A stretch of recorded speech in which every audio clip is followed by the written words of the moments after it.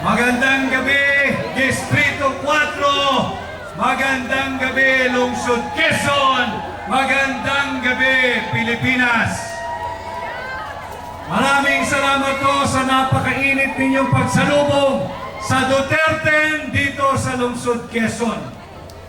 At hindi po magaganap ang ating paghaharap ngayong gabi kung hindi po sa tulong at suporta at pagmamahal ng ating ibabalik sa Kongreso, si Congressman, ang Superman pagdating sa serbisyo, Congressman Bong Suntay!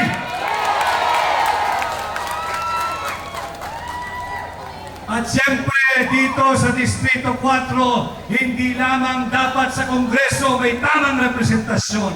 Kinakailangan sa Konseho dito sa Lungsod Quezon, dadalhin po ninyo, susuportahan si Konsehal Atty.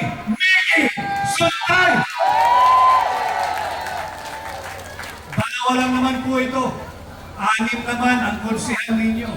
Baka maaari, dalhin din natin sa Konseho, masipag, magaling, batang negosyante, magandang isip, at nasa tama ang puso pagdating sa paglilingkod sa bayan.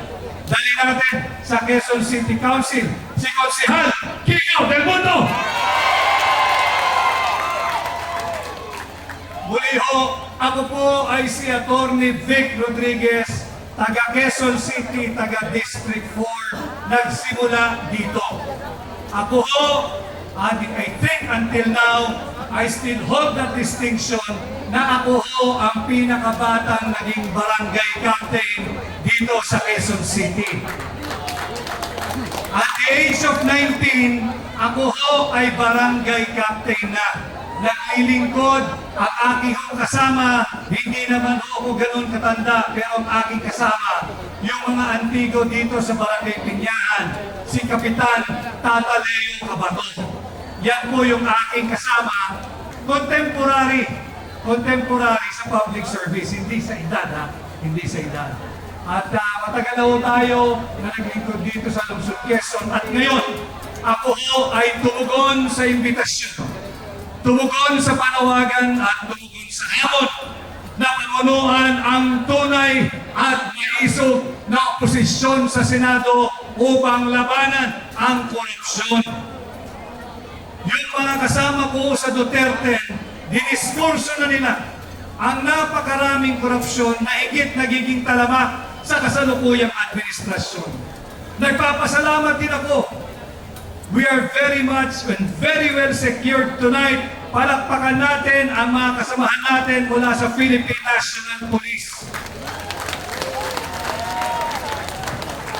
Kaya natin sila pinasalamatan sapagkat bahagi ng ating mensahe sa inyo, kailangan po ng tunay at maisog na oposisyon sa Senado upang bantayan ang ating tao ng budget.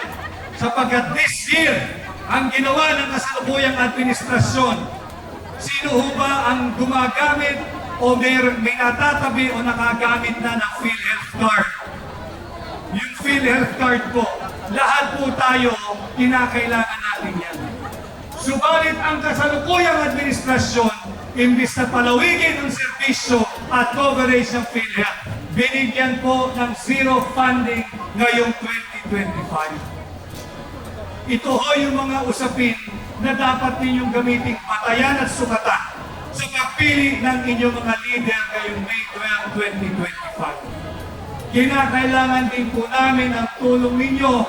Alam ko by now, hindi naman tayo pare-pareho magbibilad sa araw at magsasama sa ilalim ng ulan kung hindi Duterte ang inyong sinusuportahan. Kanya po ang akin ay paalala lamang. Habang papalapit ang May 12, sa May 11, the day before the election, May 11, magdadalawang buwan na ho si Tatay Digong dyan sa ICC. Nakita natin lahat, nasaksihan natin ang pagmamalupit ng kasalukuyang administrasyon. Nakita natin kung paano pinagkanulo, pinagtraituran at ginawang handog ang kapwa nating Pilipino, ang pangalan ni Rodrigo dyan sa ICC, sa kamay ng mga naglalaway na banyaga. Yan po yung paalalahanin ninyo pagdating ng May 11. Nisenyas na ako, 5 minuto na lang daw ho. Tandaan din po ninyo, kinakailangan po ninyong tulungan ang Duterte. On May 12, please go out and vote straight Duterte. Kailangan po natin ng sapat na bilang, kinakailangan natin ng sapat na dami sa Senado sapagkat nanganganib ang ating demokrasya. Ang ating mga tiwali at elitista, kongresista, hindi lamang pera ng mamamayang Pilipino pinaglalaroan. Nais din nilang nakawin ang sagradong mandato ng 32 milyong Pilipino. Nais nilang nakawin ang posisyon ng pangalawang Pangulo kay Vice President Inday Sara Duterte. Huwag ninyong payagan yan. Kinakailangan po tayo magkaisa sa May 12. Bumoto po kayo. Vote straight Duterte. Akin pong iisa-isahin ang pangalan ng aking mga kasama. Dalhin po ninyo sa Senado si Senador Pastor Apollo C. Quiboloy. Number 53 sa balota. Nakita naman natin, ang ating bansa ngayon ay matamlay. Ang ating ekonomiya ay matamlay. Ang ating bansa ay may sakit. Kinakailangan natin ng doktor sa Senado. Hindi lamang matalino, hindi lamang mahusay na doktor, magaling pang sumayaw. Dalhin natin sa Senado, Senador Marites Mata. Maya-maya ho ay makakapiling nyo siya. Totoong tao, aking naging kaibigan. Tulungan ninyo, gawin nating Senador, Senador Philip Ipe Salvador. At alam ho ninyo, ang trabaho ng mambabatas ay magbalangkas ng batas. Hindi mamigay ng suhol. Hindi mamigay ng akap. Hindi mamigay ng AIX. Kinakailangan po yung nagbabalangkas ng batas. Pakiusap ko po sa inyo, dali natin ang napakahuhusay na abogado sa Senado, Attorney Jimmy Bondok, Attorney J.B. Hinlo, at Attorney Raul Lambino. At siyempre, panahon na. Tulungan natin, i-promote natin, veteranong mambabatas, magaling na abogado. Tama na siya sa Kongreso. Panahon na, iangat natin sa Senado. Tulungan po ninyo, Senador Attorney Dante Marcoleta. Ibabalik natin, maisog, matapang, lumaban sa iligal na droga, matapang na hinarap ang mga sindikato, naging pinuno ng pambansang pulisya. Ibabalik natin sa Senado, itaga nyo yan sa Bato, Senador Bato de la Rosa! And last but not the least, ito po'y nakakatiyak na tayo. Panalo na ito. Hindi lang ito basta panalo. Ito ay numero 1, number 1 sa Senado. Ang kinakailangan na lamang ho, bantayan natin ang boto nang hindi madaya.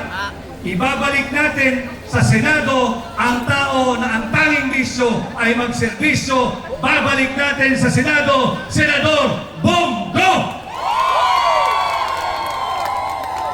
Ito ho ang Duterte. Sana po'y tulungan ninyo kaming lahat. Vote straight Duterte. Ako naman po ang inyong lingkod, Attorney Vic Rodriguez. Ang aking pong numero, napakadaling tandaan. Number 56. Number 56, 56. 56, hindi po siya utang. 56, hindi siya pautang. 5'6", hindi siya pabigat sa lipunan.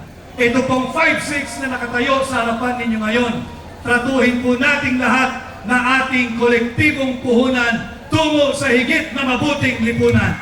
Muli ho, Attorney Vic Rodriguez, Senador ninyo,